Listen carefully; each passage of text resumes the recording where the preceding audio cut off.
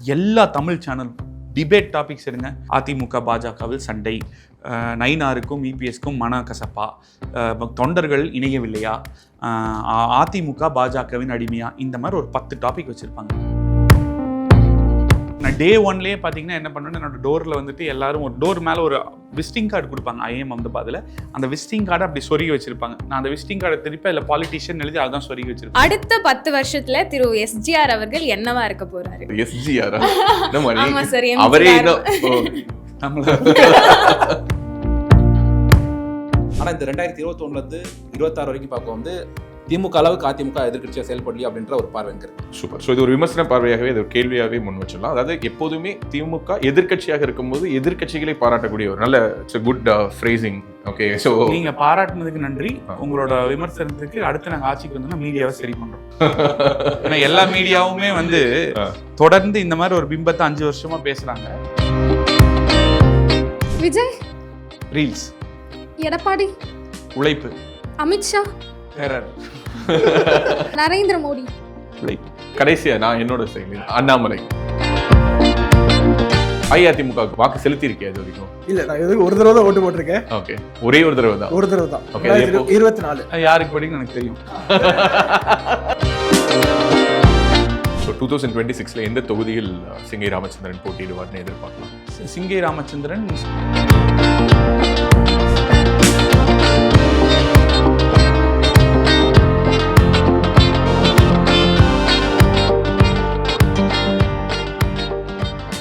Sir, October மாதம் 2025 தமிழக அரசாங்கம் ஒரு ஜியோ போட்டாங்க. தெருக்குள்ள இருக்கக்கூடிய ஜாதி பேர்லாம் எடுக்கணும் அப்படின்னு சொல்லிட்டு. அது போட்டு ஒரு 2 நாள்லயே கோயம்புத்தூர்ல ஜிடி நாயுடு அப்படின்னு சொல்லி ஒரு பாலம் திறந்தாங்க. அது ஜிடி நாயுடு பேரை வச்சு, ஜாதி பேரை வச்சு. அது அதிமுக ஆகிய நீங்க, அது மட்டும் இல்லாமல் கோயம்புத்தூர்காரராக நீங்கள் எப்படி பார்க்குறீங்க?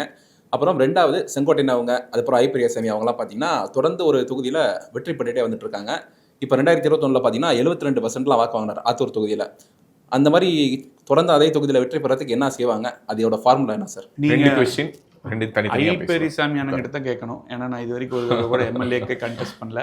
அதனால அவர் என்ன ஃபார்முலா வச்சிருக்கான்னு கேட்டு தெரிஞ்சு சொல்லுங்க. நாங்களும் வேணா அந்த ஃபார்முலா யூஸ் பண்ணிக்கிறோம். இது பொறுத்த வரைக்கும் வந்து பார்த்தீங்கன்னா இந்த ஜாதி, சமூக நீதி, இது எல்லாமே வந்து பார்த்தீங்கன்னா திமுக பேசுறது வாய் அளவில் மட்டும்தான். உண்மையாலுமே அவங்க நான் தான் சொல்கிறேன், ஒருத்தவங்க பேசுகிறத பார்க்காதீங்க, செயல்படுறத என்ன பண்ணுறாங்க அப்படிங்கிறது. இப்போ வந்து நீக்கணும்னு சொன்னாங்க, ஜியோ பேசுறீங்க. அந்த பாலத்துக்கு அப்பாற்பட்டு நான் சொல்கிறேன் பாருங்களேன். ஸ்டாலின் அவர்களே நிறைய பேர் அவரை பார்க்க வரும்போது நீங்கள் இந்த ஜாதி, நான் சொல்ல விரும்பல வாயில, இந்த ஜாதியா அந்த ஜாதியான்னு கேட்டதை நம்ம பார்த்துருக்கோம். ஜாதி அடிப்படையில் அவங்க சில பக்கத்தில் உட்காராதீங்க, அங்கே உட்காருங்க, இங்கே உட்காருங்கன்னு சொன்னதை நம்ம பார்த்துருக்கோம். அவர் மட்டும் துணி போட்டு சேர் உட்காந்துட்டு மற்றவங்களுக்குலாம் துணி போடாமல் அந்த மாதிரி ஒரு வேற்றுமை காமிக்கிறது நம்ம பார்த்துருக்கோம். இது எல்லாத்தையும் தாண்டி இந்த சமூக நீதிங்கிறதே பிறப்பில் உயர்வு தாழ்வு இருக்கக்கூடாதுங்கிறது தான். இன்றைக்கி என்னோட துணை பிடிக்குதோ பிடிக்கல, தமிழ்நாட்டில் என்னோட துணை முதலமைச்சராக இருக்கிற உதயநிதி தான். அவர் எதனால் அங்கே இருக்காரு? உங்கள் பேர் என்ன? பிரணவ் சார். பிரணவ் எந்த விதத்தில் குறைஞ்சி போயிட்டீங்க உங்கள் துணை முதல்வராக இருக்கிறதுக்கு? உதயநிதிக்கு உங்களோட என்ன டேலண்ட் இருக்குது? ஏன் அவர் தான் இருக்கு? கரெக்ட். சிஎம்மோட பையன், கருணாநிதியோட பேரன். இது 2 தாண்டி உதயநிதிக்கு டெப்யூட்டி சிஎம்மாக இருக்குது. பிரணவை விட எந்த விதத்தில் தகுதி அதிகமாக இருக்குன்னு நான் கேட்குறேன். பிரணவை போய் அங்கே உட்கார வச்சா பிரணவ் கூட தான் பண்ணுவார். இன்ஃபேக்ட் பிரணவ் நல்லாவே பண்ணுவார். இதுதான் உண்மை. ஸோ அப்போ இங்கே சமூக நீதிங்கிறது செத்து போயிடுச்சு இல்லையா? சமூக நீதி எங்கே இருக்குது? இல்லை. ஸோ அவங்க பேசுறது என்ன வேணால் பேசுவாங்க, டிசைனாக. உண்மை என்னங்கிறது அவங்க செயல்பாடுகள் உங்களுக்கு தெரியும். சரி, என்னுடைய பேர் மோகனப்பிரியா. நீங்கள் பேசுனதுலேருந்து எனக்கு 2 கேள்விகள் இருக்குது. முதல்ல சிம்பிளான கேள்வி. ஒரு சாஃப்ட்வேரும் அரசியலும் ஒன்று தான் அப்படின்ற மாதிரி சொல்லியிருந்தீங்க. பாசிட்டிவ், நெகட்டிவ் அதில் எப்படி இருக்கோ இதுலையும் அப்படி தான் இருக்கும்னு சொல்லியிருந்தீங்க. அப்போது அரசியலில் நேர்மையானவர்கள் நீண்ட காலம் சர்வே பண்ண முடியுமா? என்னுடைய முதல் கேள்வி. சாஃப்ட்வேர்னு சொல்ல, சாஃப்ட்வேர் இண்டஸ்ட்ரின்னு சொன்னேன். எல்லா துறைகளிலும் நல்லவர்களும் இருக்கிறார்கள், கெட்டவர்களும் இருக்கிறார்கள். நல்லதும் இருக்கிறது, கெட்டதும் இருக்கிறது. அதே மாதிரி தான் அரசியல் துறைன்னு சொன்னேன். நேர்மையானவர்கள் ரொம்ப நாள் இருக்க முடியாதா அப்படிலாம் இல்லைம்மா, இருக்கலாம். அப்படியெல்லாம் வந்து நம்ம பொதுவாக அரசியல்வாதிகள்னாலே எல்லாருமே நேர்மை இல்லாதவர்கள் அப்படிங்கிற ஒரு பார்வையை நான் மாற்றணும்னு நான் நினைக்கிறேன். அது நான் சொன்ன மாதிரி அதில் நேர்மை இல்லாதவர்களும் இருப்பாங்க, நேர்மையானவங்களும் இருப்பாங்க. ஏன்னா நீங்கள் நினைக்கிற மாதிரி அவ்வளோ சீக்கிரம் வந்து ஒரு தொகுதியில் இருக்கிற ஒரு 3 லட்சம் மக்களை நேர்மை இல்லாதவனா ரொம்ப ஈஸியெல்லாம் ஏமாற்றிட்டு போயிட முடியாது.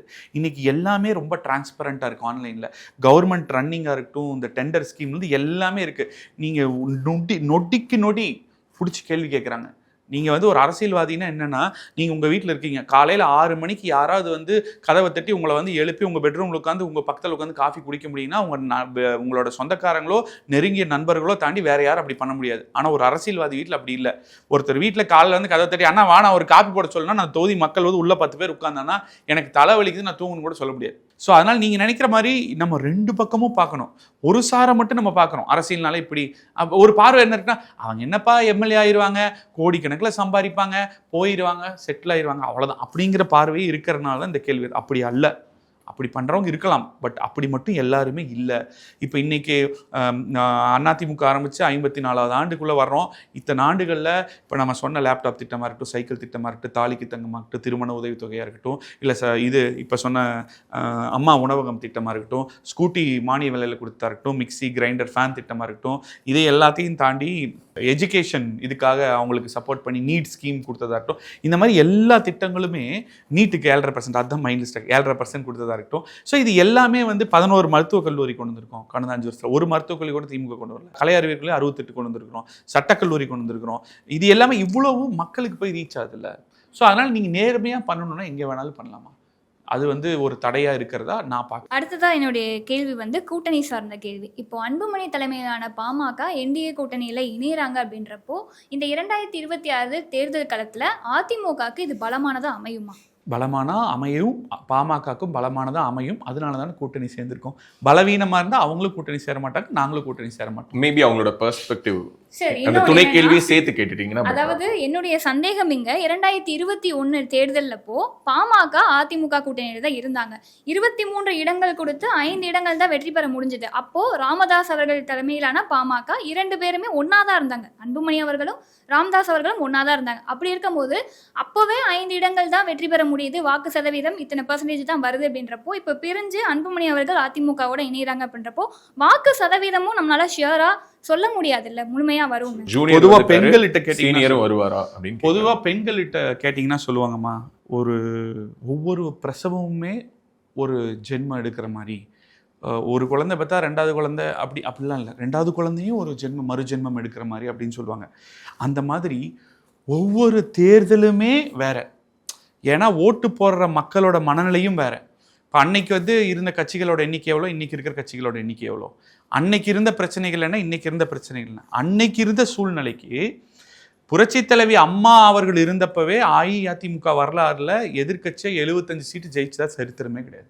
அம்மா அவர்கள் இல்லை, எடப்பாடியார் அவர்கள் 4 வருஷம் தான் ஆயிருக்கு சிஎம் ஆகி. அந்த 4 வருஷம் அவர் பண்ண நல்லாட்சியை ஏற்றுக்கிட்டு 75 சீட் கொடுத்தாங்க மக்கள், irrespective of ruling for 10 years. உங்களுக்கு தெரியும் 5 வருஷம் மாறிக்கிட்டே இருக்கும். 5 வருஷம் ஆட்சி பண்ணது திமுக, ஒரு தடவை 6-11 எதிர்க்கட்சி அந்தஸ்து இழந்துட்டாங்க. அப்போ நாங்கள் 10 வருஷம் பண்ணதுக்கு ஐடியலி எதிர்க்கட்சி அந்தஸ்து இழந்திருக்கணும். அப்போ 10 வருஷம் பண்ணியும் 75 சீட் கொடுத்துருக்காங்கன்னா இன்னும் அதிமுக நல்லாட்சி பண்ணுச்சு அந்த 4 வருஷங்கிற அந்த நம்பிக்கையில் தான். ஸோ அன்னைக்கு அந்த மனநிலையில் அந்த கூட்டணி ஹெல்ப் பண்ணங்காட்டி தான் அந்தளவு ஜெயிக்க முடிஞ்சது. வெற்றி தோல்விங்கிறது இருக்கும் எல்லா தொகுதிகள்லையும், சில இடத்துல அதிகமாக ஜெயிப்பாங்க, சில இடத்துல. பட் டுகெதர் கியூமுலேட்டிவாக அந்த நம்பர்ஸ் அல்காரிதம், நியூமரிக் அல்காரிதம் தான் அந்த வெற்றியை நமக்கு பெற்றுக் கொடுத்தது. அதனால் எல்லாருக்குமே அதில் பங்கு இருக்குது. அதே மாதிரி இந்த தடவை அவங்க ஆற்றக்கூடிய பங்கு டுகெதர் ஆட்சி அமைக்கிறது கண்டிப்பாக உதவும். ஊடகங்களில் ஒரு பதிவு வந்து வெளியாகிட்டு இருக்கு. எப்பயுமே முதல்ல இருந்து பார்த்தோம் அப்படின்னா அதிமுகவும் பாஜகவும் பொருந்தா கூட்டணி அப்படின்ற மாதிரி தான் எல்லா இடங்கள்லையுமே விவாதம் பண்ணிட்டு இருக்காங்க. இப்போ இதால் தொடர்ந்து என்ன வருதுன்னா, அமித்ஷா அவர்கள் திருச்சி வந்திருந்தாரு. அதிமுகவினுடைய பொதுச் செயலாளர் எடப்பாடி பழனிசாமி அவர்கள் வந்து போய் பார்க்கல, அப்போ நாங்க சொல்வது உண்மை அப்படின்ற மாதிரி இன்று வரையில ஊடகங்கள்ல பேசப்பட்டு வந்துட்டு இருக்கு அப்படின்னா இதை எப்படி இருக்கு? அதுக்கு பிறகு டெல்லியிலே போயிட்டு பார்த்துட்டாங்களே. இல்லை, இருந்தாலும் ஒரு நல்ல கேள்விதான். ஏன் இந்த கேள்விக்கு நான் பதில் சொல்லணும்னா, இந்த 1 வருஷம் எடுத்துக்கோங்கம்மா, எல்லா தமிழ் சேனலும் டிபேட் டாபிக்ஸ் எடுங்க. அதிமுக பாஜகவில் சண்டை, நயினாருக்கும் இபிஎஸ்க்கும் மன கசப்பா, தொண்டர்கள் இணையவில்லையா, அதிமுக பாஜகவின் அடிமையா, இந்த மாதிரி ஒரு 10 டாபிக் வச்சுருப்பாங்க. இதே டாப்பிக்கை ஏஐயில் ChatGPT யூஸ் பண்ணுவாங்கன்னு நினைக்கிறேன். டாப்பிக்கை மட்டும் மாற்றி போட்டு இதில் தான் மொத்த டிபேட்டே நடத்துகிறாங்க. இப்போது காக்கிற மடத்தில் தான் கல்லடிப்படும். அவன் ஏன் இந்த கூட்டணி ஒன்றா போகக்கூடாதுன்னு நினச்சி பெண் அமைப்பு வச்சு எல்லா ஊடகத்தையும் இதை பேச வைக்கிறான்னாலே இந்த கூட்டணி ஒன்றா இருக்கிறது அவனுக்கு பயமாக இருக்குது. அதில் ஒரு மிகப்பெரிய சரிவு ஏற்பட போகுது திமுகவில். அதனால தான் ஐடியலி உங்கள் கட்சியை இத்தனை பேர் திமுககாரங்க பெருசாக மேடையில் வந்து இன்னைக்கு டிபேட்டில் பேச, ஐயோ அதிமுகவை அழிச்சிடும் பாஜக. நீ உங்கள் கட்சியை பற்றி கவலைப்படுறாசா? என் கட்சி அழிஞ்சா நீ என்னோட எதிரி கட்சி உனக்கு நல்லது தானே, நீ ஏன் அவ்வளோ பதற, உனக்கு ஏன் கை நடுங்குது? அப்போ நாங்கள் ஒன்றா இருக்கிற ஸ்ட்ரென்த்தை நீ ரியலைஸ் பண்ணுற. இதுதான் அரசியல ரீடிங் பிட்வீன் த லைன்ஸ். நம்ம அவங்க சொல்கிறத மட்டும் கேட்டுக்கூடாது. நானே சொன்னாலும் எந்த எண்ணத்தினால் அதை சொல்கிறேங்கிறத பார்க்க தெரியணும். அப்போ தான் நீங்கள் ஒரு பெரிய ஜேர்னலிஸ்ட் ஆக முடியும், ரைட்டா? ரெண்டாவது, அவரும் அந்த கட்சியோட ஹோம் மினிஸ்டர், பெரிய தலைவர்.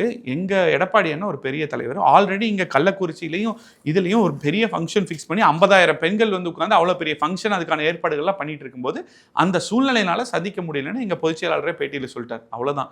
அவருக்கு என்ன, இங்கே சந்திச்சிருந்தா டெல்லி வரைக்கும் போக வேண்டிய வேலையே இல்லை, ஈஸியாக இருந்திருக்குமே. இங்கே கமிட்மெண்ட் இருந்து அவங்கெல்லாம் லீடர்ஸ்மா. அடுத்த 1 வீக் 20 டேஸ் 30 டேஸ்க்கு ஸ்கெடியூல் பிளான்டாக இருக்கும். அந்த ஸ்கெடியூல் படி தான் அவங்க போவாங்க. அப்பாயின்மெண்ட் வாங்கி தான் பார்க்க முடியும். ஏன்னா அந்த அளவு உங்களுக்கு ஒர்க் லோடு இருக்கும். சும்மா நம்ம கேஷுவலாக ஃப்ரெண்டை பார்க்குற மாதிரி பார்க்க முடியாதுல்ல. ஸோ அதனால அதிமுகவில் ஓபிஎஸ் அவர்களும் சசிகலா அவர்களுமே வந்து இணைய வாய்ப்பு இல்லை அப்படின்ற ஒரு கருத்து ஒரு பக்கம் இருந்தாலும், தென் மாவட்டங்கள்னு எடுத்துக்கிட்டிங்கன்னா 30% இல்லை 25% கூட வச்சுக்கலாம் வாக்காளர்கள் அப்படின்றது அவங்க இருவருக்குமே போகும் அப்படின்ற கருத்து இருக்குது. அப்போது அதிமுக 2026 சட்டமன்ற தேர்தலில் போட்டியிடும் பொழுது தென் மாவட்டங்களில் இருக்கக்கூடிய வாக்குகளை எப்படி சரி செய்வாங்க, அதை எப்படி பெற முடியும்? கருத்து மட்டும்தான் இருக்குமா? உங்களுக்கு கருத்து இருக்கா? அவங்க சொன்னாங்களா அப்படி ஒரு கருத்து இருக்குன்னு? கருத்து உருவாக்கம் இருக்கு. ஓகே, வேற எதுவும் இல்லை. களம் அப்படி இல்லை. அப்படி இல்லை. ஹாய் சார், என் பேர் திருமுருகன். உங்கள்கிட்ட என்ன கொஸ்டின் கேட்கணும்னா, பொதுவாக அதிமுகவில் வந்து யங்ஸ்டர்ஸோட எண்ணிக்கை வந்து ரொம்ப கம்மியாக இருக்கிற மாதிரி பேசுகிறாங்க. ஏன் நான் கேட்குறேன்னா, நாங்கள் வந்து பேசுதமிழா பேச டீம் மூலிமா வந்து கருத்து கணிப்புக்கு வந்து தமிழ்நாட்டில் இருக்க எல்லா தொகுதிகளும் போகிறோம். நானே கேட்குறேன், அதிமுக ஓட்டு போகிறவங்களாம் யாராக இருக்காங்கன்னா அபவ் 45 + அபவ் இல்லை 50க்கு மேலே தான் இருக்காங்க. யங்ஸ்டர்ஸ் பெருசாக வந்து அதிமுக ஓட்டு போகிறதா சொல்கிறது இல்லை. அது காரணம் என்னவா நீங்கள் பார்க்குறீங்க? இருக்கட்டும், அந்த கருத்தை நான் முழுமையாக ஏற்றுக்க மறுக்கிறேன். நீங்கள் போனது பார்த்ததெல்லாம் நான் ஏற்றுக்கிறேன், நான் இல்லைன்னு நான் சொல்லலை. ஏன்னா இன்றைக்கி யங்ஸ்டர்ஸை களத்தில் பிடிக்கிறதே கொஞ்சம் கஷ்டம். நம்ம ஒரு 1000 சாம்பிள் எடுப்போம், 2000 சாம்பிள் எடுப்போம், அதில் ஒரு 200-300 யங்ஸ்டர்ஸ் பேசுவோம், 10 பேர்கிட்ட பேசுவோம், அதை வச்சு நம்ம சொல்லுவோமா இருக்கும். அதிமுகவில் யங்ஸ்டர்ஸ் இல்லாமலாம் இல்லை. ஏன் உங்களுக்கு வந்து அது அந்த மாதிரி தெரியுதுன்னா, அதிமுகவில் ஒரு 18-25 வயசுலேருந்து 80 வயசு இருக்கிற வரைக்கும் எல்லாருமே அதிமுக ஓட்டு போடுவாங்க. ஏன்னா அவங்க 50 வருஷமா ஓட்டு போட்டவங்க. 50 வருஷம் முன்னாடி அவர் 20 வயசு இருக்கும்போது ஓட்டு போட்டிருப்பார். இன்னைக்கு அவருக்கு 80 வயசு. அதுக்கும் காரணம் என்ன சொல்கிறாங்கன்னா, நான் எம்ஜிஆர் காண்டி ஓட்டு போடுறேன், நான் அம்மா காண்டி ஓட்டு போடுறேன்னு சொல்கிறாங்க. ஆனால் இப்போ இருக்க யங்ஸ்டர்ஸ் யாருமே வந்து அதிமுக ஒரு கட்சி இருக்குன்றதே யோசிக்கிற அளவுக்கு போகுது சார். அதான் இது வந்து அகைன் நான் சொல்கிறேன், இது பர்செப்ஷன் தான். இது எல்லாத்துக்குமே வந்து விடை வந்து எப்போ தெரியும்? இப்போ ஓட்டு போட்டிருக்காங்க. போன எலெக்ஷனில் எத்தனை யங்ஸ்டர்ஸ் அதிமுக போட்டாங்க, எத்தனை யங்ஸ்டர்ஸ் திமுக போட்டாங்க நம்மளால சொல்ல முடியுமா? முடியாது, சொல்ல முடியாது.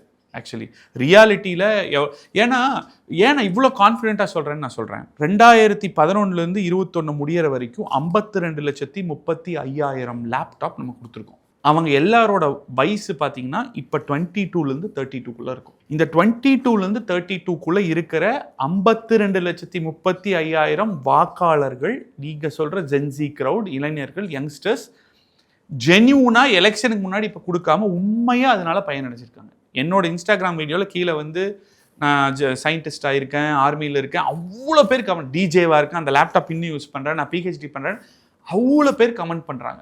அவங்க எல்லாரும் கண்டிப்பாக அதிமுக ஓட்டு போடுவாங்க. ஏன்னா எலெக்ஷன் இன்னைக்கு நடக்குதுங்கிறதுக்காக இன்னைக்கு நான் ஏதோ ஒரு காசு கொடுத்து போடுன்னு நான் சொல்லலை. அவங்களோட கரியர் அப்லிஃப்ட்மெண்ட்டுக்காக ஒரு நல்ல ஸ்கீமை அன்னைக்கே கொண்டு வந்திருக்கேன். ஸோ அதனால் அவங்க கண்டிப்பாக எங்களோட துணை நிற்பாங்கன்னு நான் ஆழமாக நம்புறேன்.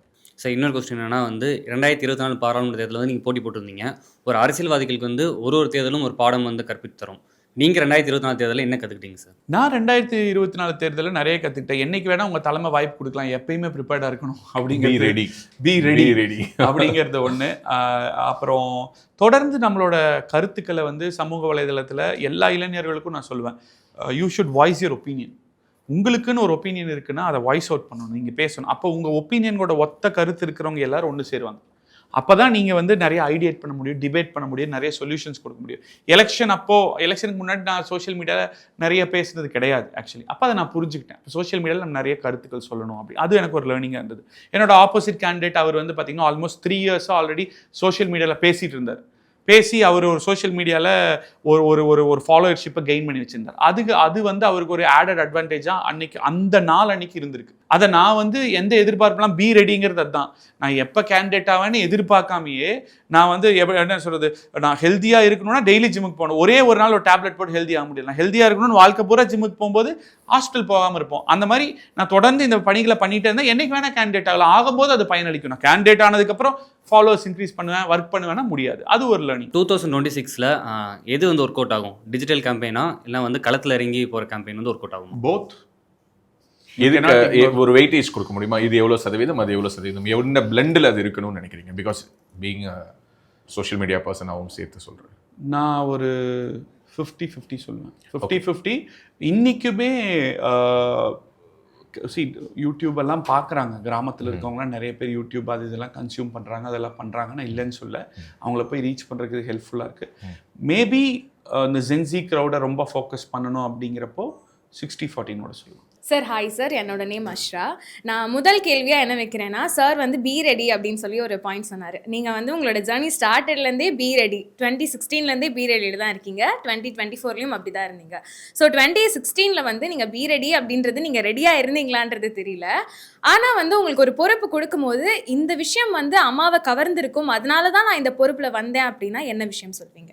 அம்மா வந்து எதனால் இந்த பொறுப்பு கொடுத்தாங்க அப்படிங்கிறது என்னால் பெருசாக யூகிக்க முடியல. அந்த நேரத்தில் ஒரு ஐடி விங்க்கு ஒரு ஆள் போடணும் அப்படிங்கும்போது 2 விஷயம் ஹெல்ப் பண்ணுச்சு அப்படின்னு நான் சொல்கிறேன். பொதுவாக ஒரு பார்ட்டியில் என்ன பார்க்கணும், இவன் ஒரு ஸ்கில்ஃபுல்லான ஆளான்னு பார்ப்பாங்க, இவங்க லாயலான ஆளான்னு பார்ப்பாங்க. இது 2 இருந்தால் எந்த பார்ட்டிக்குமே அவங்களுக்கு ஒரு பொறுப்பு கொடுப்பாங்க. இதுதான் என்னோட புரிதல். எங்கள் பார்ட்டியில் ஒன்றும் அந்த மாதிரி ஃபார்முலாலாம் எனக்கு கொடுக்கல, இது என்னோட அண்டர்ஸ்டாண்டிங். சரி, இவன் ஐஎம் அஹமதாபாத்தில் படிச்சிருக்கான், ஐடி ஹேண்டில் பண்ண முடியும், ஸ்கில் டிக். இவங்க இன்னாரோட பையனா, அப்போ லாயலாக இருப்பான், லாயல்ட்டி டிக். இது 2 டிக்கானங்காடிக்கு எனக்கு கிடைச்சிருக்குங்கிறது என்னோட யூகம். இதுக்கு இன்னொரு பதிலும் இருக்குது. மறைந்த ஜெயலலிதா அம்மையார் அவர்கள் வந்து பொறுப்புகள் பதவிகள் கொடுக்கும்போது, அல்லது கேண்டிடேட் லிஸ்ட் கொடுக்கும்போது எதுக்கு கொடுக்குறாங்கிறது அவங்களுக்கு மட்டும்தான் தெரியும். That is also one big thing. ஏன்னா யாரையோ அவங்க வேட்பாளராக அறிவிச்சிருக்காங்க. இப்போ பிரதராவது வந்து அவங்களுடைய தந்தையார் வந்து அவங்களுக்கு ஒரு அரசியல் பாரம்பரியம் இருந்திருக்கு. பட் இதை தாண்டி நிறைய அன்எக்ஸ்பெக்டடாக தோட்டத்தில் வேலை செஞ்சுருந்தார் ஒருத்தர். கூப்பிட்டு அந்த தோட்டத்தோட ஓனர் கூப்பிட்டு, இங்கே வா, உன்னை அம்மா எம்எல்ஏ சீட் கொடுத்துருச்சோம், வணக்கம், போய் வேலை செய் அப்படின்னு அனுப்பின காலம்லாம் இருக்கு. இஃப் ஐம் நாட் ராங், சமீபத்தில் கூட கள்ளக்குறிச்சியில் எடப்பாடி பழனிசாமி அவர்கள் அறிமுகப்படுத்தினார் ஒருத்தர். அவர் வந்து பெயிண்டராக சைக்கிளில் பெயிண்ட் அடிச்சுட்டு இருந்தவர். அவங்க மாதிரி நிறைய வரலாறுகள் இருக்கு. அது அஇஅதிமுகவோட ஒரு ஸ்பெஷாலிட்டி, அது ட்ரேட்மார்க். அது சார் ஒரு யங்ஸ்டராக இருந்து நீங்கள் வந்திருக்கீங்க. ஸோ 3 years வந்து ஒரு ஒர்க் ஸ்பேஸில் இருந்திருக்கீங்க. அதுக்கப்புறமா திருப்பி படிக்கணும் அப்படின்னும் போது அந்த ஸ்ட்ரகிள்ஸ் எப்படி இருந்தது சார்? ஸ்ட்ரகிளாகவே இல்லை. என்ன காரணம்னா, நிறைய பேர் சொல்லுவாங்க நீங்கள் ஐஏஎம் போனீங்க, எதுக்கு போனீங்க. நான் டே 1லேயே பார்த்தீங்கன்னா என்ன பண்ணேன்னா, என்னோட டோரில் வந்துட்டு எல்லாரும் ஒரு டோர் மேலே ஒரு விசிட்டிங் கார்டு கொடுப்பாங்க. ஐஏஎம் அஹமதாபாத்தில் அந்த விசிட்டிங் கார்டை அப்படி சொருகி வச்சிருப்பாங்க. நான் அந்த விசிட்டிங் கார்டை திருப்பி அதில் பாலிட்டிஷியன் எழுதி அதான் சொருகி வச்சிருப்பேன். அப்படியா? டே 1லேருந்தே இன்டர்ன்ஷிப்புக்கும் வந்து இதில் எல்லாரும் கேட்பாங்க. நான் டே 1லேருந்து ரொம்ப தெளிவாக வந்தேன். நான் எதுக்காக இங்கே வந்திருக்கேன், என்னோட திறமையை வளர்த்துக்கணும், நாலேஜை வளர்த்துக்கணும். அதன் மூலமாக நான் திரும்ப போய் அம்மாவுக்கு ஒர்க் பண்ணணும், அதிமுகவுக்கு ஒர்க் பண்ணணும் அப்படிங்கிற அந்த கிளாரிட்டி இருந்தங்காட்டிக்கு எனக்கு வந்து ரொம்ப எப்பயுமே அதான் ஒரு தெளிவு இருந்ததுன்னு வைங்களேன். ரொம்ப ஈஸி.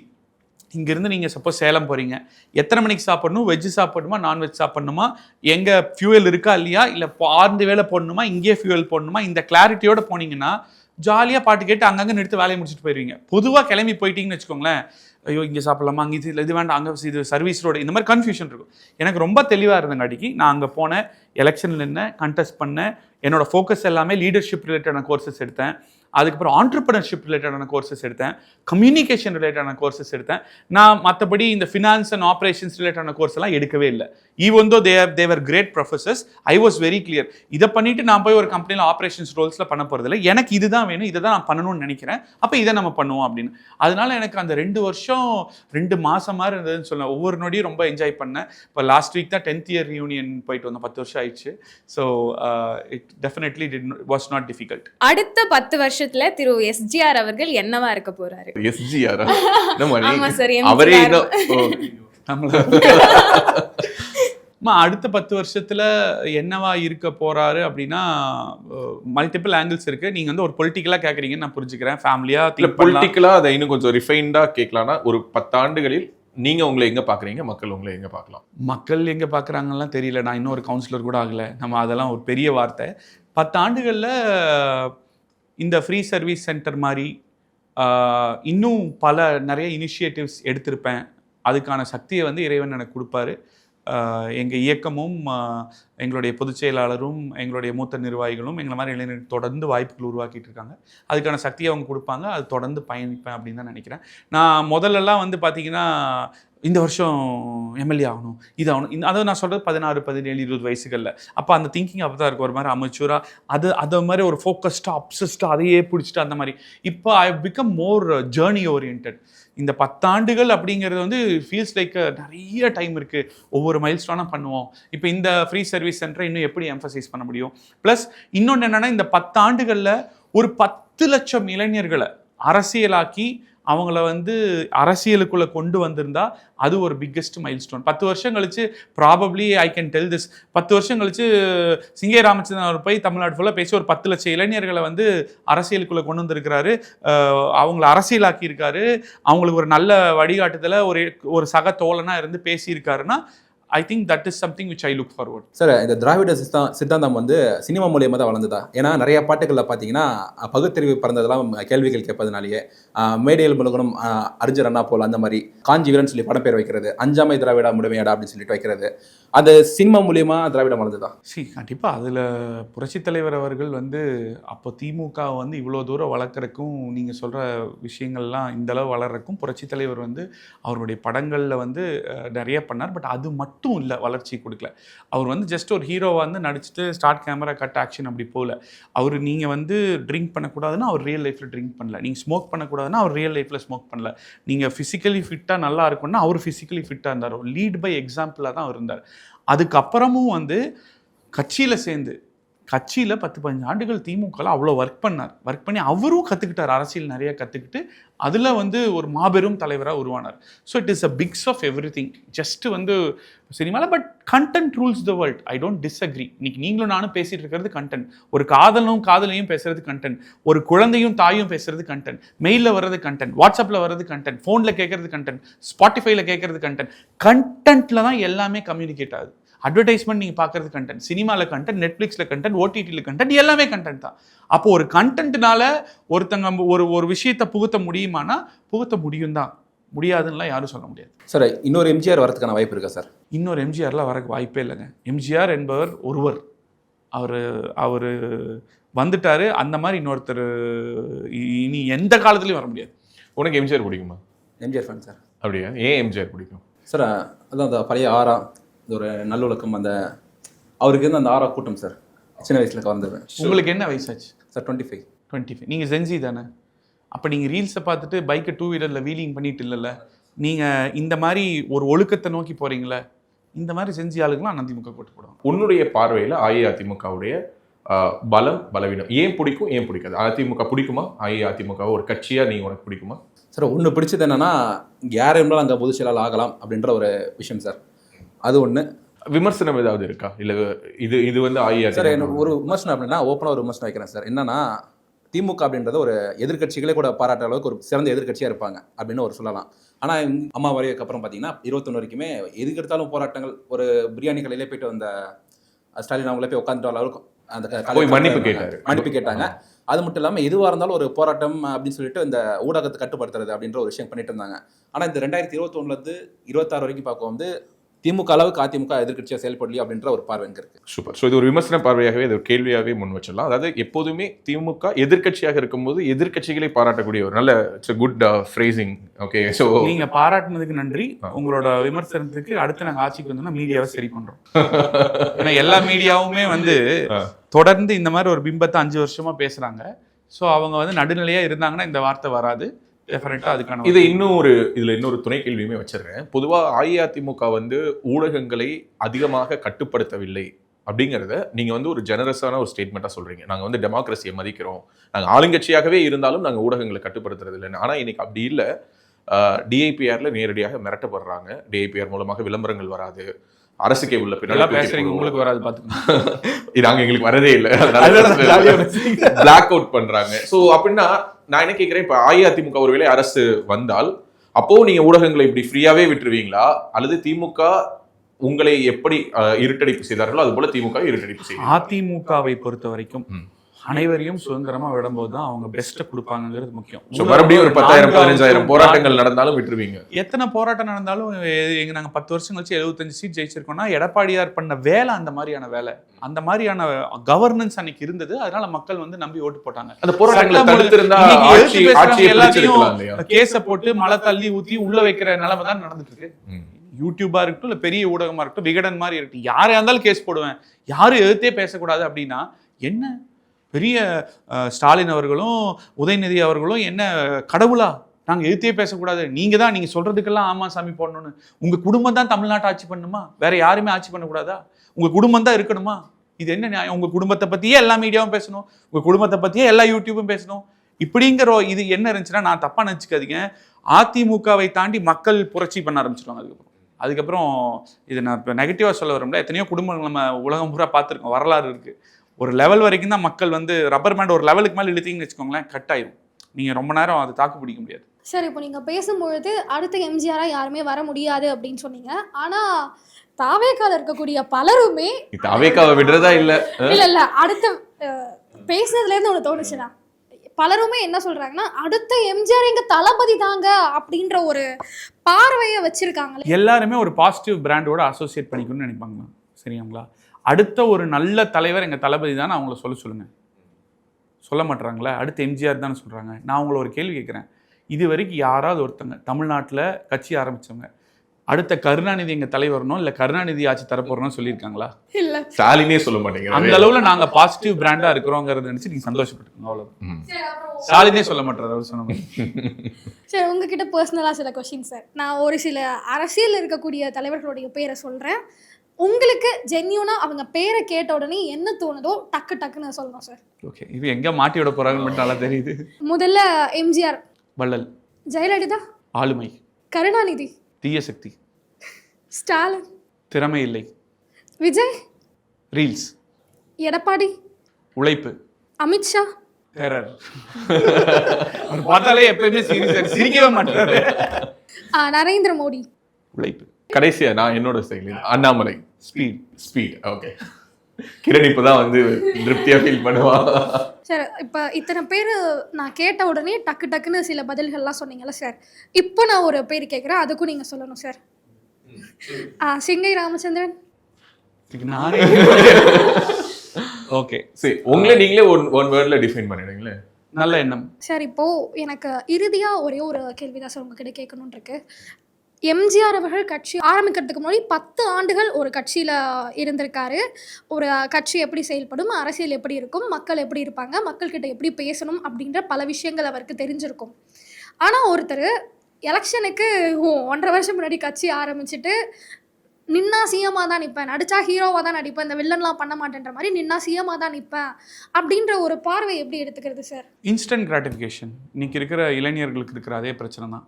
நான் இன்றைக்கி வேலைக்கு போகணும், நாளைக்கு அம்பானி ஆகணும், அடுத்து டாட்டா ஆகணும், அடுத்து அந்த மாதிரி இல்லை. Any good thing in life takes time. எந்த ஒரு நல்ல விஷயத்துக்குமே டைம் எடுக்கும். அவர் ஓட்டு வாங்குவார், அதெல்லாம் நான் இல்லைன்னு சொல்ல. பட் சிஎம் ஆகணுங்கிறது வந்து முதல் தடவையிலே இன்னைக்கு பண்ணி நாளைக்கு அதுக்கான உழைப்பை நம்ம போடணுங்கிறது. இப்போ மக்கள்கிட்ட இன்னொரு புரிதல் நம்ம ஏற்படுத்தணும். இப்போ நான் வந்து அரசியல் பற்றி நல்லா பேசுகிறேன்னு வச்சுக்கோங்க, ஒரு எடுத்துக்காட்டுக்கு, உடனே ஸ்போர்ட்ஸ்லேயே நான் நல்லா இருப்பேங்கிற அவசியம் கிடையாது, மெடிடேஷன்லேயே நான் நல்லா இருப்பேங்கிற அவசியம் கிடையாது, புக் எழுதுலேயே நல்லா இருப்பேங்கிற அவசியம் கிடையாது. ஒரு நல்ல அரசியல்வாதி நல்ல நடிகராக இருக்க முடியுமா? இருக்கணுங்கிற அவசியம் இல்லைல்ல. அப்போ ஒரு நல்ல நடிகர் நல்ல அரசியல்வாதியாக இருக்கணுங்கிற அவசியமும் இல்லைல்ல. இதை நம்ம புரிஞ்சிட்டோம்னாலே யார் நமக்கு தலைவராக வரணுங்கிறத நம்ம டிசைட் பண்ணிடுவோம். எனக்குலாம் சார் சின்ன வயசில் வளர்ந்து பெரியவளாகி ஃபஸ்ட்டு ஐபிஎஸ் ஆகணும்னு இருந்துச்சு, அதுக்கப்புறம் டாக்டர் ஆகணும்னு இருந்துச்சு, மக்களுக்கு நல்லா செய்யணும் தான் இருந்துச்சு. ஒரு கட்டத்துக்கு அப்புறம் அரசியல்வாதி ஆகணும்ப்பா, எப்படியாவது சுருட்டிடலாம், நானும் செட்டில் ஆகிடலாம், என் குடும்பத்தையும் செட்டில் பண்ணிடலாம் அப்படின்ற ஒரு எண்ணம் உண்மையாகவே எனக்கு இருந்தது. எல்லா அரசியல்வாதிகளுக்கும் அந்த எண்ணம் இருக்குமா, இல்லை மக்களுக்கு நல்லது செய்யணுன்ற எண்ணம் இருக்குமா? இல்லை, அப்படியெல்லாம் இல்லை. இது வந்து இதான், இதுவுமே வந்து சினிமாவில் வந்து பார்த்து நிறையா வந்து ஒரு மிகைப்படுத்தி காமிக்கக்கூடிய ஒரு விஷயங்கள் தான். ஒரு எக்ஸாம்பிளுக்கு வந்து ஒருத்தவங்களுக்கு கல்யாணம் ஆகுதுன்னா சினிமாவில் வந்து அதை எப்படி மிகைப்படுத்தி ரொமான்டிக்காக காமிக்கிறாங்க. நிஜ வாழ்க்கையில் எல்லார் வாழ்க்கையில் அப்படி நடக்குதானே கிடையாது. போய் டம்ளர் குத்து வாங்குறது அவங்களுக்கு தான் தெரியும். ஸோ அந்த மாதிரி தான் அரசியலே அவங்க அப்படி மிகைப்படுத்தி காமிக்கிறாங்க. இங்கே வந்து இந்த மாதிரி ரியாலிட்டியில் இருக்குது அரசியலும். ஸோ அதனால் எல்லாரும்லாம் அந்த மாதிரி எண்ணத்துலலாம் வரதில்லை. அந்த மாதிரி எண்ணத்தில் மேபி அந்த மாதிரி எல்லா கட்சியிலையும் இருப்பாங்களா இருக்கும். பட் அது யாருங்கிறத மக்கள் ஐடென்டிஃபை பண்ணி nature will take its time and hit them back. Any other question? இல்லையா முடிஞ்சிடுச்சா? ஏதாவது விஜய் பத்தி இன்னும் ஏதாவது வன்மத்தை கொட்டணுமா? வன்மலாம் இல்லைனா, எனக்கு ஒரு நடிகரா விஜய் அவர்களை ரொம்ப பிடிக்கும். ஜனநாயகன் எனக்கு ரிலீஸ் ஆயிருந்தா ஃபர்ஸ்ட் டே ஃபர்ஸ்ட் ஷோ கூட நான் போயிருப்பேன். இல்ல, இந்த புரிதல் தான் முக்கியம். ஓகே, நீங்க ஒரு நல்ல ஜேர்னலிஸ்ட், நீங்க ஒரு நல்ல நடிகர் ஆக முடியுமா? அதெல்லாம் முடியாது. ஒரு நல்ல நடிகர் நல்ல ஜேர்னலிஸ்ட் ஆக முடியுமா? கஷ்டம். அப்படி இருக்கும்போது இப்போ நான் சொல்கிறேன் ஒரு எக்ஸாம்பிளுக்கு, ஒரு மிகைப்படுத்தி சொல்லணும் அப்படின்னா, இப்போ இருக்கிற தலைவர்களை சொன்னால் தப்பாயிரும். யாரோ இப்போ இருக்கிற அரசியல் தலைவர்கள் எல்லாம் எடுத்துக்கோங்க, எல்லா கட்சியிலையும் அவங்க நல்ல நடிகர் ஆயிட முடியுமா? அப்படி இருக்கும்போது நல்ல நடிகர் மட்டும் எப்படி?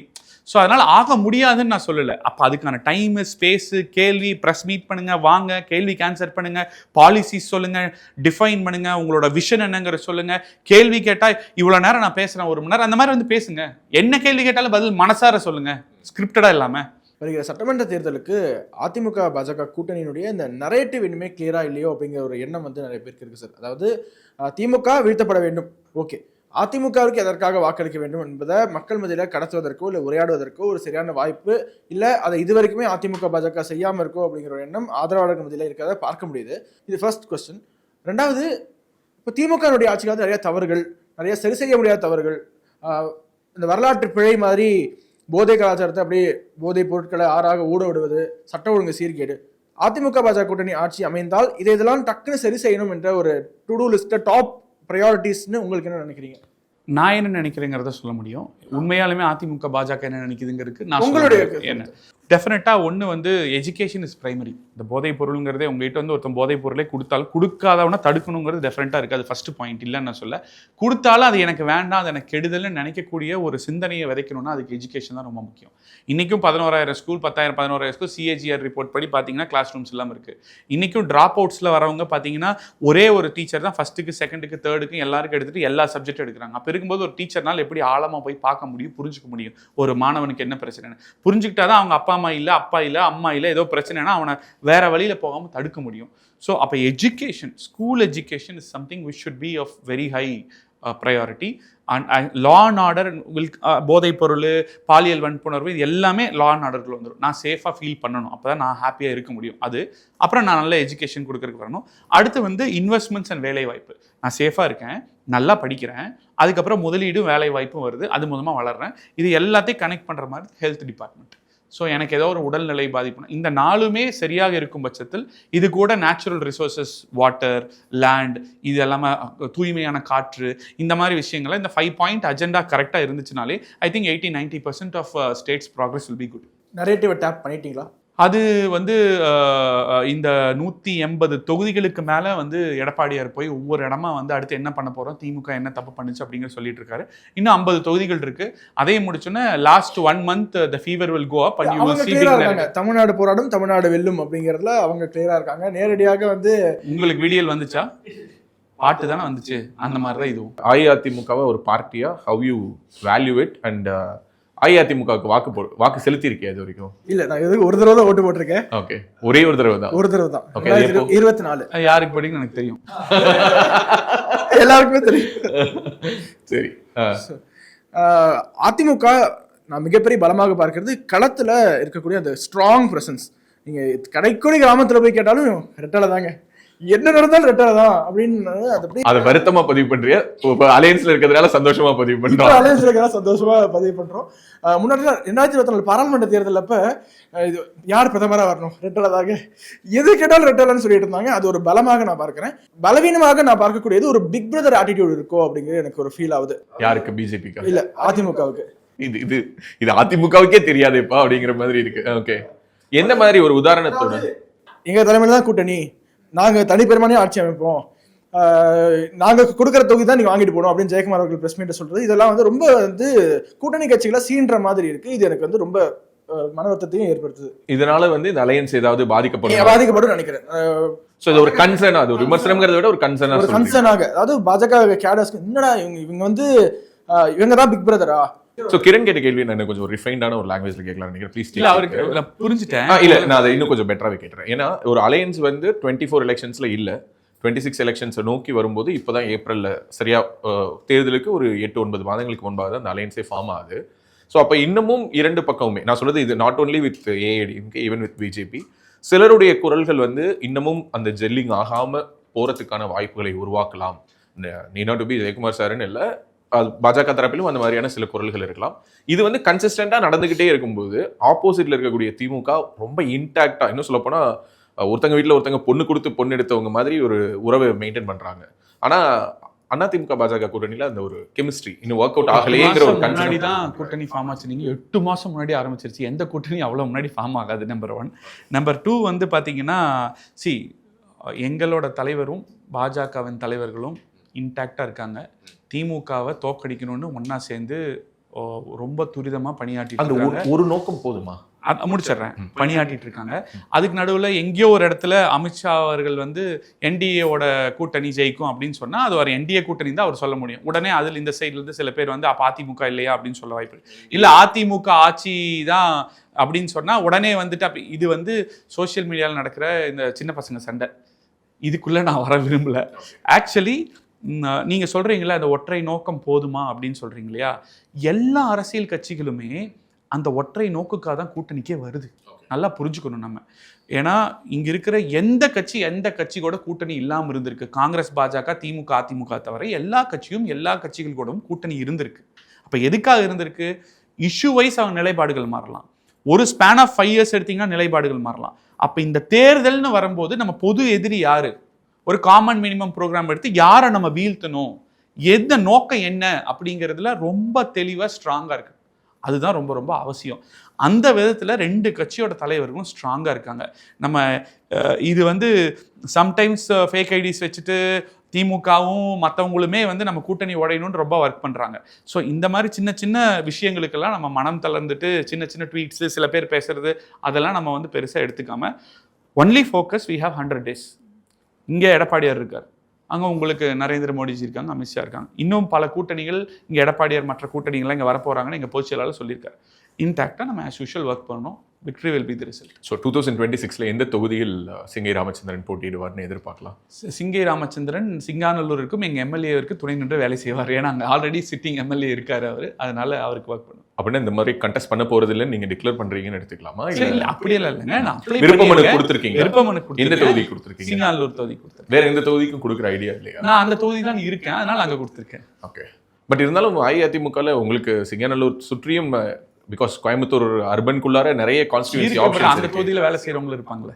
ஓகே. ஸோ அதனால சிங்கை தொகுதிக்கு நீங்க விருப்பமனு கொடுத்துருக்கீங்க. ஸோ கட்சி போட்டியிட சொன்னா போட்டியிடுறதுக்கு இப்போ ரெடியா இருக்கீங்க?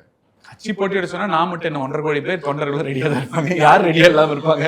ஓகே. எவ்வளவு சீட்டுகள் இந்த முறை உங்களுடைய எடப்பாடியார் மாநில உங்களுடைய பொதுச் செயலாளர் வந்து என்ன சொல்லிட்டு இருக்காருன்னா 210 சீட்டு சொல்லியிருக்காரு. அதான் 200 நிறைய, இப்போ 210 சொல்றாரு. சொல்றேன் பொதுச் செயலாளர் சொல்றதா நானும் சொல்றேன். 210 தொகுதிகள் உறுதியாக வெல்வதற்கான வாய்ப்பு இருக்கு. ஏன் இந்த தேர்தலில் திமுகவை மக்கள் நிராகரிக்க வேண்டும்? ஒரு 3 காரணங்கள், அதுவே என்னுடைய இறுதி கேள்வி. ஒன்று, என் பாக்கெட்டில் அன்னைக்கும் 500 ரூபா இருந்தது, இன்றைக்கும் 500 ரூபா தான் இருக்குது. பட் ஆனால் கரண்ட் பில்லாக இருக்கட்டும் அதிகமாக இருக்குது, வீட்டு வரியாக இருக்கட்டும் அதிகமாக இருக்குது, தண்ணி வரியாக இருக்கட்டும் அதிகமாக இருக்குது, வீடு அப்ரூவல் வாங்குறதா இருக்கட்டும் அதிகமாக இருக்குது, குப்பைக்கு வரி போட்டிருக்கீங்க, கேஸ் மானியம் 100 ரூபா குறைக்கிறேன்னு குறைக்கல, பெட்ரோல் டீசல் விலை குறைக்கிறேன்னு குறைக்கல, 1000 1500 ரூபா OAP கொடுக்குறேன்னு சொன்னது கொடுக்கல, இந்த மாதிரி கல்வி கட்டணம் ரத்து பண்ணுறேன்னு சொன்னது பண்ணல, டேப் கொடுக்குறேன்னு சொன்னது கொடுக்கல. இந்த மாதிரி கண்டினியூஸாக எனக்கு நீங்கள் கொடுக்குறேன்னு சொன்னது எதுவுமே கொடுக்கல, பொய்யா சொல்லி என்னை ஏமாற்றிருக்கீங்க. அந்த பொய்யுக்கு ஒரு முற்றுப்புள்ளி வைக்கக்கூடிய இதாக இருக்கும். நம்பர் 1. நம்பர் 2, பெண்களுக்கு பாதுகாப்பு இல்லை. Law and order is not in control. Suraj மாதிரி பல விஷயங்கள் நடந்துட்டு இருக்கு. ஸோ அதுக்கு நம்பர் 3 சட்டம் ஒழுங்கு. நம்பர் 3 போதைப் பொருள் கலாச்சாரம். இதை அடியோடு எடுக்கணும். ஏன்னா நம்மளே எவ்வளோ நாளுங்க, நீங்கள் 500 வருஷம் வாழ்ந்துருக்கீங்களா, நான் இன்னொரு 300 வருஷம் வாழ்ந்துருவேன். எவ்வளோ இருக்கமோ இருக்க போகிறோம் போக போகிறோம். அப்போ உங்களுக்கு நம்மளும் எதிர்கால குழந்தைகள் காலேஜில் இந்த மாதிரி ஸ்கூல்லலாம் இந்த போதைப் பொருள்னால இன்ஃப்ளூயன்ஸ் ஆகாமல் இருக்கணும் அப்படின்னா அதை முதல்ல நம்ம வந்து களை எடுக்கணும். அது ரொம்ப ரொம்ப அவசியம். இது 3 வந்து ஒரு மிகப்பெரிய விஷயமா நான் பார்க்குறேன். சார், தொடர்ந்து உங்களோட சேனல்லையுமே வந்து ஹெல்த்தை பற்றி நிறைய பேசிட்டு வரீங்க. அப்படி இருக்கும்போது நீங்கள் வந்து சொன்னீங்க இந்த மாதிரி 2024 நான் 3 hours தான் தூங்கியிருப்பேன் அப்படின்னு சொல்லி. நீங்கள் கண்டினியூஸாக ஃபாலோ பண்ணக்கூடிய உங்களோட ஹெல்த் ரொட்டீன் என்ன சார்? நான் வந்து எப்பயுமே என்ன நினைப்பேன்னா, டயத்துக்கு தூங்குறவங்க, கரெக்டாக 3 நேரம் சாப்பிட்றவங்க தோத்தாங்கோலி, வாழ்க்கையில் என்ன சாதிக்க போகிறாங்க அப்படின்னு நினைப்பேன். பட் அது அப்படி இல்லைன்னு என்னோடய ஹெல்த் பல ப்ராப்ளம் வந்து எனக்கு புரிய வச்சது ஒரு காஸ்ட்லி லேர்னிங்காக. அதுக்கப்புறம் அதையெல்லாம் கரெக்ட் பண்ணேன். டயத்துக்கு தூங்கினேன், சாப்பாடெலாம் டயத்துக்கு சாப்பிட்டேன், அதெல்லாம் பண்ணியுமே அப்புறம் கொஞ்ச நாள் கழிச்சு என்னடா இது, ஓகே நீங்கள் 5 மணி நேரம் தூங்கின தூக்கம், 6 மணி நேரம் தூங்கினோம், 7 மணி நேரம் தூங்கினேன், 10 மணி நேரம் தூங்கினாலும் டயர்டாகவே இருந்தது. அப்போ தான் நான் புரிஞ்சுக்கிட்டேன், என்னதான் கரெக்டாக சாப்பிட்டு கரெக்டாக தூங்கினாலும் ஃபிசிக்கல் எக்ஸசைஸ்க்குன்னு ஒரு இம்பார்ட்டன்ஸ் இருக்குது அப்படிங்கிறது. அதுக்கப்புறம் ஓகே, என்னது நம்ம எவ்வளோ தூங்கினாலும் டயர்டாக தான் இருக்குன்னா, அப்போ தூக்கம் மட்டும் ஹெல்ப் பண்ணல, சாப்பாடு மட்டும் ஹெல்ப் பண்ணல, எக்ஸசைஸும் வேணும். நான் எல்லாமே ஒரு ஹார்ட் லேர்னிங்காக தான் எனக்கு இருந்தது, ரொம்ப ஈஸியாக இல்லை. ஏன்னா நான் வீட்டில் ஒழுங்காக பண்ணுன்னு சொன்னால் பண்ணியிருக்கணும், சின்ன வயசுலேருந்து பண்ணல. அதுக்கப்புறம் what I do right now is I do yoga.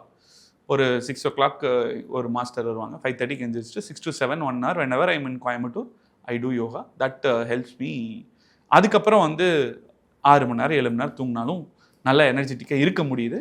So அப்போ நான் புரிஞ்சுக்கிட்டேன். ஸோ அப்போ நான் என்ன சொல்லுவேன்னா, ஹெல்த்துக்குன்னு நீங்கள் கேட்டிங்கன்னா டயத்துக்கு சாப்பிடுங்க, டயத்துக்கு தூங்குங்க, physical activity at least 1/2 hour to 40 minutes everyday வச்சுக்கோங்க. அதே மாதிரி எல்லா அரசியல்வாதிகளும் இது எல்லாமே ஃபாலோ பண்ண முடியுமா சார்? உங்களுக்கு இருக்கிற நிறைய பேர் ஃபாலோ பண்ணுறாங்க. ரொம்ப குறைஞ்ச நேரம் தூங்குவாங்க. ஏன்னா நீங்கள் நிறைய மக்களை சந்திப்பீங்க. இப்போ நான்லாம் வந்து ஒரு upcoming young politician. There are lot of people. இப்போ பெரும் தலைவர்களாக நிறைய பேர் எடுத்திங்கன்னா வீட்டுக்கு வெளியில் நிறைய பேர் இருக்காங்க. மீட் பண்ணணும், ஃபேமிலி கமிட்மெண்ட்ஸ் இருக்கும், பிஸ்னஸ் கமிட்மெண்ட்ஸ் இருக்கும், எலெக்ஷன் ஒர்க் இருக்கும், மீடியா கமிட்மெண்ட்ஸ் இருக்கும். இத்தனையும் மேனேஜ் பண்ணணும்னா உங்கள் மைண்டு முதல் காமாக சேனாக இருந்தால் தானே உங்களால் தெளிவாக திங்க் பண்ண முடியும். நீங்கள் தெளிவாக திங்க் பண்ணி ஒரு திட்டத்தை வகுத்தா தானே தெளிவாக அங்கே மக்களுக்கு நல்லது போய் சேரும். அதுக்கு அவங்க எல்லாருமே ஹெல்த்தை நல்லா மெயின்டைன் பண்ணுறாங்க. அடிக்ட் அப்படி இருக்காங்க. மெயின்டைன் பண்ணாதவங்களாம் பார்த்தீங்கன்னா நிறைய பேர் வந்து young ஏஜ்லேயே we see a lot of bad things happening to them. Sir, உங்களோட உணவு பழக்க வழக்கம் என்னவா இருக்கு? உணவு நான் 2 நேரம் தான் சாப்பிடுவேன். ஒரு 10:30 ஒரு மீல் சாப்பிடுவேன், அதுக்கப்புறம் ஒரு 6:30 ஒரு மீல் சாப்பிடுவேன்.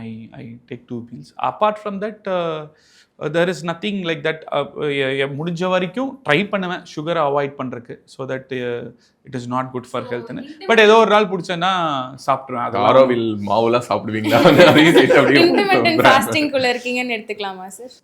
ஓகே, அப்படின்னு நம்ம சொல்லிக்கலாம். பட் நான் ஏதோ ஒரு இதில் பார்த்தேன், 3 வேளை சாப்பிட்டா ரோகி, 2 வேளை சாப்பிட்டா போகி, 1 வேளை சாப்பிட்டா யோகின்னு ஏதோ சொல்லி அதை எக்ஸ்பிளைன் பண்ணியிருந்தாங்க. அது பார்த்தேன், அது ஒரு கான்செப்டாக நல்லா இருந்தது. ப்ளஸ் வந்து நம்ம சாப்பிடும்போது ஃபுட்டு உள்ளே போனோன்னே நம்மளோட பிளட் ஃபுல்லாக போய் அதை டைஜஸ்ட் பண்ணுறக்கே போயிருதா.